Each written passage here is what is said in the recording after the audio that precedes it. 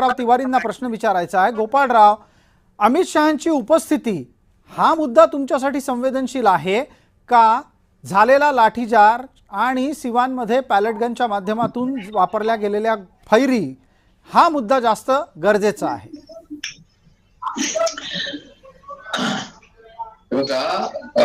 दोन्ही मुद्दे तेवढेच महत्वाचे आहेत। तुम्हाला मी याची पार्श्वभूमी सांगतो की गेले 10 वर्षाची मोदी सरकारचा जो काही एक प्रकारचा हातखंड आहे सत्तेवर सत्ता राबवण्याचा, तो सगळा लक्षात घेऊन 24 मध्ये या देशातील जनतेने राहुल गांधींच्या नेतृत्वाखाली 100% जागा वाढवल्या, 52च्या 102 केल्या आणि भाजपच्या मोदी सरकारच्या ह्या 300च्या 240 केल्या, म्हणजे 30% कमी केल्या।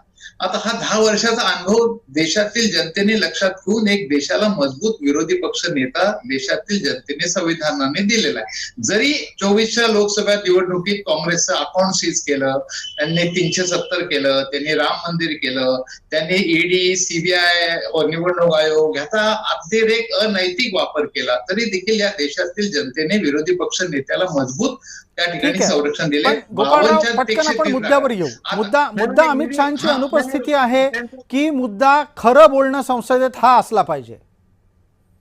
मुद्दा असा आहे की मी आपले मनापासून आपल्या निष्पक्ष निर्भीड पत्रकारितेचे, सत्यशोधक वास्तवदर्शी पत्रकारितेचं मी आपलं अभिनंदन करतो। आणि याच्यामध्ये आपणच 2 प्रश्न सांगितलेले आहेत की हा दिल्ली पोलीस जे आहेत हे थेट गृहमंत्र्यांच्या अखत्यारीत येतात। तिथे यूपी, हरियाणा किंवा दिल्लीचं राज्य व्यवस्था किंवा दिल्लीचा मुख्यमंत्री हे कुणाकडे न राहता ते दिल्ली ही राजधानी आहे, संवेदनशील आहे। दिल्लीत जे घडतं ते देशात त्याची प्रतिमा उमटते आपली। आणि अशा परिस्थितीमध्ये काल या विषयावर चर्चा झाली असताना प्रियंका गांधींनी वारंवार काल प्रश्न विचारला होता की अमित शहा कुठे, किंवा त्यांनी या ऑर्डर, या आदेश दिले कोणी। 25 तारखेला लेखी पत्र राहुल गांधींनी विरोधी पक्ष नेता म्हणून दिलं, काँग्रेसचे नेता तर आहे की 25 तारखेला लेखी सगळ्या वर्तमानपत्रात हेडलाईन होतं की अमित शहाना थेट जबाब विचारलाय की हे ऑर्डर दिल्या कोणी, या ऑर्डर दिल्या कोणी। कारण ते संपूर्ण गृह खातं जे आहे, कायदा सुव्यवस्था, पोलीस, आरसीएफ, सीआरपीएफ हे विचारतो। आपण जो मुद्दा मांडताय त्या मुद्द्याच्या निमित्तानं चर्चा पुढे सरकते, ते बरं झालं। देशाचे तुकडे करणं आणि विरोधकांच्या माध्यमातून आंदोलनाला अधिक गती देण्याच्या मुद्द्यावर गोपाळ तिवारींना एक पटकन मिनिटाभराचा वेळ देतो आणि मग किरण तारेंकडे मी जाणार आहे। गोपाळ तिवारी, माझा प्रश्न आपल्यासाठी येतोय। आपल्याला मी प्रश्न असा विचारू इच्छितो की या आंदोलनामध्ये विरोधक घुसले आहेत का?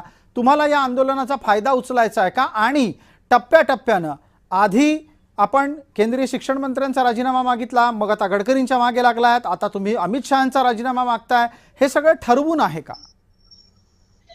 हे बघा, ही जी युवा शक्ती हे देशाचे उद्याचं भवितव्य आहे आणि ते त्यांच्या हक्कासाठी, न्याय हक्कासाठी लढते। सर्वसामान्य कुटुंबातील मुलाला, गरीबातल्या मुलाला जेव्हा त्याचा एक विश्वास असतो की मी गुणवत्तेच्या आधारे मला त्या ठिकाणी न्याय मिळेल, परंतु जेव्हा त्याला असं कळतं की काही लाखांमध्ये पेपर विकले जात आहेत तर तो खच्ची होतो। आणि हे तब्बल 22-23 जण विद्यार्थी यांनी आत्महत्या केलेल्या आहे। या साधी गोष्ट नाहीये, हे काय देशाला फार मोठी भूषणा परिस्थिती नाहीये, ही शर्मेची गोष्ट आहे।